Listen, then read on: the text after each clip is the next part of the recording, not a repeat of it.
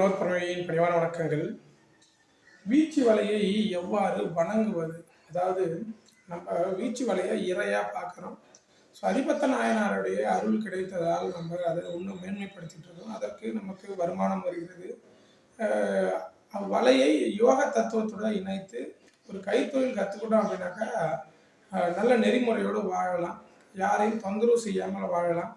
அடுத்த தலைமுறைகளுக்கு நல்லதை எடுத்து சொல்லலாம் அப்படின்றதையுமே ஸோ அந்த வலையை கற்றுக் கொடுக்குது. ஸோ அந்த வலையை நம்ம இறையாக பார்க்குறோம். ஒரு இறை சார்ந்து அதை நம்ம வணங்க ஆரம்பிக்கிறோம். கடவுள் நமக்கு நல்ல மதிப்பு கூட்டுதலை கொடுக்குறாப்புல. மக்களுக்கு வந்துட்டு பரவாயில்ல, இது ஒரு வலை, இந்த வலை இருந்தால் நம்மளுடைய வாழ்வாதாரத்துக்கு ஒரு பயனுள்ளதாக இருக்கும் அப்படின்றத உணர்றாங்க. ஸோ இந்த உணர்தலுக்கெல்லாம் யார் இந்த உணர்வுகளை தூண்டுறாங்க அப்படின்னாக்கா அதிபத்த நாயனாராக இருக்கலாம். ஸோ அவருடைய வழி வர்றதுனால நம்ம அதை தெளிவுபடுத்தி அதை பெருமைப்படுத்தி பேசலாம். ஸோ அப்போ நம்ம செய்யக்கூடிய தொழிலை கண்டிப்பாக இறையாக நினச்சி பண்ணும்போது அது நமக்கு பலன் தரும். அந்த இறையை நம்ம எப்படி வணங்குவது, எப்படி நம்ம அதுக்கு மதிப்பு செலுத்துவது அப்படின்றத இந்த பதிவில் பார்க்கலாம். அதாவது ஒரு வீச்சு வலை அதிபத்த நாயனாருடைய ஆயுதம் அப்படின்றத சொல்லியிருக்கேன். அதிபத்த நாயனாருடைய ஆயுதமாக இருக்கக்கூடிய இந்த வீச்சு வலை நீங்கள் வீட்டில் வைத்து வழிபட்டீர்களானால் உங்களுடைய குடும்பங்கள் ரொம்ப மகிழ்ச்சியாகவும் மன நிறைவாகவும் இருக்கும். செல்வங்கள் கண்டிப்பாக வரும். ரொம்ப பெரிய பணமெல்லாம் இல்லாமல் திட்டமாக உங்களுடைய வாழ்க்கையில் வாழறதுக்கு அது உதவிகரமாக இருக்கும் கண்டிப்பாக. ஏன்னா அது வந்து ஒரு கைத்தொழில். அந்த கைத்தொழிலை நீங்கள் கற்றுக்கிட்டீங்க அப்படின்னா வருமானம் அடுத்தவர்களை எதிர்பார்க்காம நீங்களே உழைத்து சாப்பிடுவதற்கு ஒரு ஊன்றுகோலாக இருக்கும். நீர்நிலைகளை பாதுகாப்பதற்கு அந்த வலை பயனுள்ளதாக இருக்கும். நீரில் இருக்கக்கூடிய உயிரினங்களை பாதுகாப்பதற்கும் அந்த வலை வந்து பயன் தரக்கூடியதாக இருக்கும். ஸோ இந்த வலையை நீங்கள் வழிபடுறீங்க, வணங்குறீங்க. அதாவது வலையை மீன் பிடிச்சு பயன்படுத்திட்டு மீனை வந்துட்டு நீங்கள் விற்பனை பண்ணிட்டீங்க, ஏதோ பண்ணிட்டீங்க. வலையை எடுத்துகிட்டு வந்து வீட்டில் வைக்கிறதுக்கு முன்னாடி வலையை கழுவிட்டு அதற்கு மேலே கொஞ்சம் விபூதியை நீங்கள் போட்டுட்டு ஒரு மூலையில் வைக்கலாம். அப்படி இல்லைன்னா நிறைய பேர் சென்ட்லாம் வந்துட்டு பயன்படுத்துகிறாங்க. நீங்கள் சென்ட்லாம் அடிக்கணும்னு அவசியம் இல்லை. நீங்கள் வலையில் விபூதி போட்டிங்கன்னா அந்த மீனுடைய வாடைகள் சொல்லக்கூடியது வராது. அதை நீங்கள் விபூதி போட்டு வைத்து வச்சுட்டீங்க அப்படின்னாக்கா நீங்கள் அடுத்தது மீன் பிடிக்க போகும்பொழுது அதை நீங்கள் எடுத்துக்கிட்டு போகலாம். இன்கேஸ் நீங்கள் வந்து நிறைய வலை வச்சுருக்கீங்க அப்படின்னா ஒரு வலையை நீங்கள் பயன்படுத்தாமல் வச்சுருந்தாலும் அதை நீங்கள் உங்கள் பூஜை அறையில் வச்சுட்டு நீங்கள் வழிபடுறதுக்கு முயற்சி பண்ணலாம். அப்படி நீங்கள் வழிபட்டீங்க அப்படின்னாக்கா கண்டிப்பாக உங்களுக்கு பலன் கிடைக்கும். ஸோ எனக்கு அது கிடைக்கிறதுனால நான் உங்களுக்கு எடுத்து சொல்கிறேன். இப்போது நீங்கள் உங்கள் கையாலேயே உங்களுடைய சக்திகளை உபயோகப்படுத்தி இந்த வலைகளை நீங்கள் மேக் பண்ணியிருக்கீங்க. கண்டிப்பாக அதுக்கு பவர் ஜாஸ்தியாக இருக்கும். நீங்கள் எந்த ஒரு பொருளையும் நீங்களே சிரமப்பட்டு செய்தீர்களானால் கண்டிப்பாக அந்த பொருளுக்கோ அந்த செயலுக்கோ அதுக்கு மதிப்பு கூட்டுதல் அதிகம்.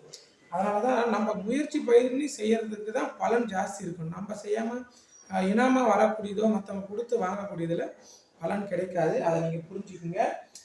நம்ம கஷ்டப்பட்டு செய்யக்கூடிய பொருளுக்கு தான் பலன் ஜாஸ்தி, அதிகமான பவர் இருக்குது, சக்தி இருக்குது அப்படின்றத உணரணும். ஸோ இந்த பொருள் வந்துட்டு இப்போ நம்ம செய்திருக்கோம். இந்த பொருளை வணங்கக்கூடியது. இப்போ நீங்கள் வீசும் பொழுது எப்படி வணங்க போகிறீங்க அப்படின்றத பார்க்க போகிறீங்க. அதாவது வலையை எடுத்துகிட்டு உங்களுடைய பையில் வச்சுக்கிட்டு போகிறீங்க. பையில் வச்சுட்டு போயிட்டு நீங்கள் நீர்நிலையில் வாட்டுறதுக்கு ரெடி ஆகிறீங்க, தயார் நிலைக்கு போகிறீங்க. அப்போ தயார் நிலைக்கு போகும்போது கையை உங்களுடைய இடது கையில் கட்டுறதுக்கு முன்னாடி வலையை இதை மாதிரி தூக்கி பிடிச்சி, அதாவது கிழக்கு திசையை நோக்கி உங்களுடைய நெற்றியால் உங்களுடைய வலையை தொடர மாதிரி முயற்சி பண்ணிக்கோங்க. ஸோ இதை மாதிரி நெற்றியில் உங்களுடைய வலையை வச்சு நீங்கள் கண்ணை மூடி வணங்குறதுக்கு முயற்சி பண்ணுங்கள். அது கிழக்கு திசையில்.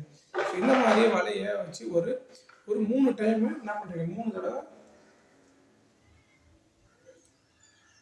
இந்த மாதிரி நீங்கள் இறைவனை சார்ந்து, அதாவது சூரியனை சார்ந்து, அதாவது நீங்கள் மித்ராய நமகன்னு சொல்லலாம், இல்லை சூர்யாய நமகன்னு சொல்லலாம். ஏதாவது ஒரு நீங்கள் சூரியனை பார்த்து நீங்கள் சொல்லி மனசுக்குள்ளே சொல்லி கூட 3 தடவை இது மாதிரி வச்சுட்டு வலையை உங்களுடைய கீழே காலுக்கு பக்கத்தில் வச்சுட்டு கூட நீங்கள் கீழே குனிஞ்சு அதை தொட்டு கும்பிட்றதுக்கு நீங்கள் முயற்சி பண்ணுங்கள். அது மாதிரி தொட்டு கும்பிட்டுட்டு நீங்கள் வலையை எடுத்து வாட்ட ஆரம்பிக்கலாம். ஸோ இது மாதிரி வாட்டினா என்ன சார் நடக்கும் அப்படின்னாக்கா அது மேலே நீங்கள் வைக்கக்கூடிய அன்பு அதிகரிக்கும், பற்று அதிகரிக்கும். நம்ம இந்த பொருள் மீது பணிவுகளை செலுத்தும் பொழுது அது நமக்கு உதவிகரமாக இருக்கும்.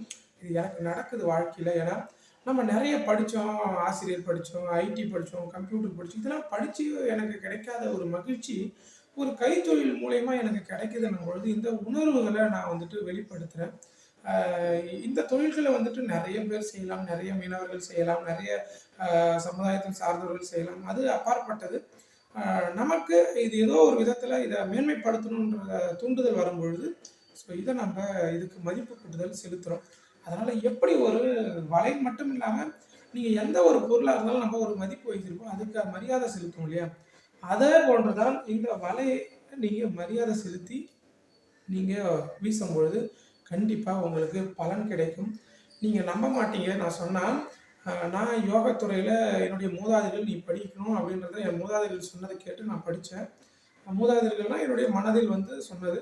படிச்சதுக்கு அப்புறம் அவருடைய புத்தகங்கள்லாம் எனக்கு கிடைச்சது பார்க்கும்பொழுது, மீன் வலையில் மீன் மாட்டுவதற்கான சில மந்திரங்களும், சில விஷயங்களும் அதில குறிப்பிட்டிருக்கு. அத கூடிய விரைவில நான் உங்களுக்கு அந்த எவிடன்ஸோட நான் அத உங்களுக்கு காட்டுறேன். எனக்கு ஆச்சரியமா இருந்தது. ஏன்னா, எனக்கு இதன் மேலலாம் வந்துட்டு ஒரு காலகட்டங்கள்ல நம்பிக்கையே அற்று போயிருந்தேன். நம்பிக்கைனா என்னன்னு தெரியாத ஒரு சிறு வயதில. இன்னைக்கு ஒரு பொருள், ஒரு தொழில் செய்யும்போது, அந்த தொழிலுக்கு இவ்வளோ விஷயங்கள் இருக்கா? அப்படின்றதெல்லாம் நான் உள்ளார்ந்தேன். அது ஒரு தொழிலா பார்க்காம, ஒரு கலையா பார்த்துட்டு செய்துட்டு வந்தேன். அது எனக்கு ஒரு தொழில் குடுத்தது. அந்த தொழில் எனக்கு வருமானத்த குடுக்குது. வருமானம் நல்ல நண்பர்கள குடுக்குறாங்க. நெறைய நல்ல நல்ல உறவினர்கள குடுக்குறாங்க. அப்போ இது எல்லாமே எனக்கு செய்யும்பொழுது, இத நான் மேன்மைப்படுத்தி ஆக வேண்டும். இத நான் வந்து மேன்மைப்படுத்துறதுக்கு தான் உங்களுக்கு சொல்றேன். நெறைய பேருக்கு கண்டிப்பா எ சிரிப்பு வரலாம், நெறைய வரலாம். அ எனக்கு அத பத்தியான தூண்டுதல் இல்ல. அத பத்தியான விளக்கங்கள் இல்ல. ஏன்னா, நான் என்ன உணர்ந்ததுக்கு அப்புறம் மத்தவங்க நம்மள பார்த்து சிரிச்சா கூட எனக்கு சிரிப்பு தான் வரும். அதனால அந்த நிலைக்கு நீங்க வந்துருங்க. உங்களை பார்த்து ஏளனமாக சிரித்தால் கூட, நீங்க அவங்கள பார்த்து சிரிச்சுட்டு போயிட்டே இருங்க. கண்டிப்பா உங்களுக்கான பலன் வந்து அதிகரிச்சுக்கிட்டே இருக்கும். பவர் வந்து அதிகரிச்சுக்கிட்டே இருக்கும். சக்தி வந்து அதிகரிச்சுட்டே இருக்கும். என்னுடைய வாழ்நாட்கள்ல அது நடக்குது. வலைய ஒரு எளிய முறையில சொல்லியிருக்கேன். வணங்கக்கூடிய முறை. இந்த வலைய நான் வந்து கொஞ்சம் வித்தியாசமா வணங்குவேன். அ சூரியன பார்த்துட்டு வணங்குறது மட்டும் இல்லாம, இந்த அகோரிகள்லாம் வணங்கக்கூடிய மெத்தடாலஜிலயுமே நான் வந்து இத வணங்கி முறைப்படுத்தி வச்சிருக்கேன். அப்படி முறைப்படுத்துறதால என்னவோ எனக்கு அது பலன் ஜாஸ்தி குடுத்துட்டு இருக்கு. வணங்குவதில் சில முறைகள் தான் இருக்கு. இதெல்லாம் வந்துட்டு இறைய நம்ம எப்படி வேணாலும் வணங்கலாம். அ அது அவங்களுடைய மனநிலைய பொறுத்து இருக்கு. நான் வந்துட்டு வணங்கக்கூடிய முறை உங்களுக்கு நான் சொல்லிட்டு இருக்கேன். நீங்க கிழக்கு திசைய பார்த்து உங்களுடைய நெற்றி பொட்டுல ஒரு 3 தடவ நீங்க வைத்து வைத்து கீழ இறக்கிட்டீங்க அப்படின்னாக்கா, இதுக்கான மரியாதை கூடப்படும். அடுத்தது நீங்க கீழ வச்சுட்டு, கீழ குனிஞ்சு தொட்டு கும்பலாம். இல்ல சாஷ்டாங்கமா விழுந்துமே நீங்க வழிபட்டீங்க அப்படின்னாலுமே, கண்டிப்பா உங்களுக்கு அதோடைய பலன்கள் கிடைக்கும். அடுத்த பதிவுல நான் வீச்சு வலை வீசும்பொழுது நான் என்னென்னலாம் பண்றேன், வணங்குறேன் அப்படின்றதுமே உங்களுக்கு பதிவுல குடுக்குறேன். பாருங்க. என்ன சார் அப்படிலாம் நெறைய பேர் கொஸ்டின் கேட்கலாம். கண்டிப்பா எனக்கு கமெண்ட் பண்ணுங்க. அதற்கான விளக்கங்கள் குடுக்குறேன். ஒரு பொருள் நம்மளை வாழ வைக்குது, நமக்கான மதிப்பு கூட்டுதல் குடுக்குது அப்படின்னா, அந்த கலைய மேன்மைப்படுத்துங்க. அது உங்களுக்கான சக்திய குடுக்கும். மனம் தளராமல் செய்யுங்க. இதனால நமக்கு வந்துட்டு வருமானமே வரலனாலும் அத கைவிடாதீங்க. கண்டிப்பா நீங்க அத மாற்று வழிக்கு அத எப்படி இன்னும் மாத்தி அத எப்படி மேன்மைப்படுத்தலாம்னு பாருங்க. ஒருத்தவங்க நம்மள பார்த்துட்டு, "என்னடா நீலாம் வந்துட்டு வலை பின்ன போறியாடா? நீலாம் யார்றா?" அப்படின்னு நம்மள ஒரு மாரி கமெண்ட் பண்ணாலும், நமக்கு அதெல்லாம் தேவையில்ல இல்லையா? நம்ம செய்யக்கூடியத நம்ம தெளிவா செய்துக்கிட்டே போகணும். இந்த கரும்பலகைய நான் தான் உருவாக்குனேன் என்னுடைய வீட்ல. இந்த கரும்பலகைய வந்துட்டு நான் ரெடி பண்றதுக்காக ஒரு கடையில போயிட்டு கேட்டேன். "ஐயா ஒரு போர்டா வாங்குனா எவ்வளோ ஐயா இருக்கும்?" ஒரு ரூ. 3000 சொன்னாங்க. ரூ. 3000 போட்டு வாங்குற அளவுக்கான அப்போ தகுதி இல்லாத பொழுது, வசதி இல்லாத பொழுது, இந்த கரும்பலகைக்கு ஒரு ரூ.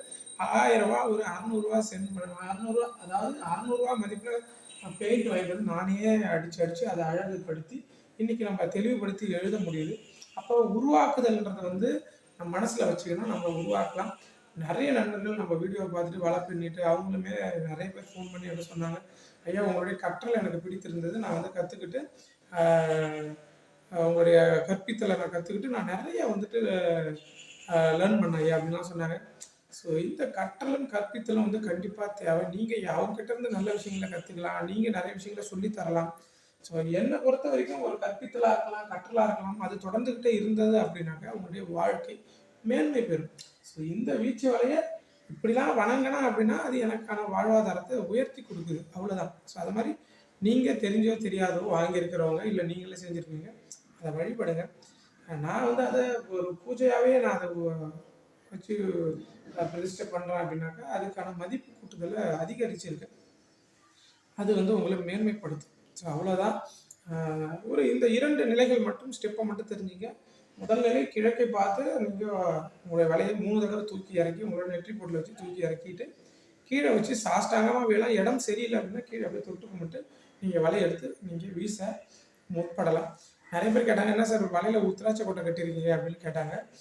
அதற்கு என்ன அப்படின்னா, உருத்திராகம் நான் ஒரு கவிதையை எழுதியிருப்பேன்னு உங்களுக்கு தெரியும்.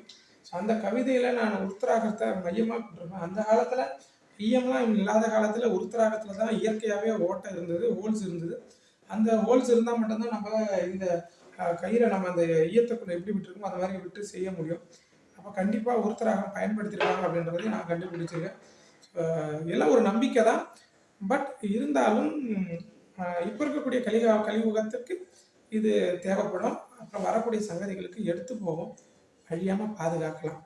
வாழ்க யோகம், யோகம் வளரட்டும். அடுத்த பதிவில் கண்டிப்பாக